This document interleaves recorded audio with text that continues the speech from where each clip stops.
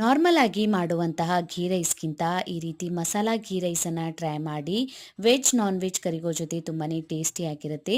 ಕುಕ್ಕರ್‌ನಲ್ಲಿ ಉದ್ರುದ್ರಾದಂತಹ ರೈಸನ್ನು ಮಾಡ್ಕೋಬಹುದು. ಕುಕ್ಕರ್‌ಗೆ ತುಪ್ಪನ ಹಾಕ್ಕೊಂಡಿದ್ದೀನಿ. ಪಲಾವ್ ಎಲೆ, ಚಕ್ಕೆ, ಲವಂಗ, ಏಲಕ್ಕಿಯನ್ನು ಹಾಕ್ಕೊಳ್ಳಿ.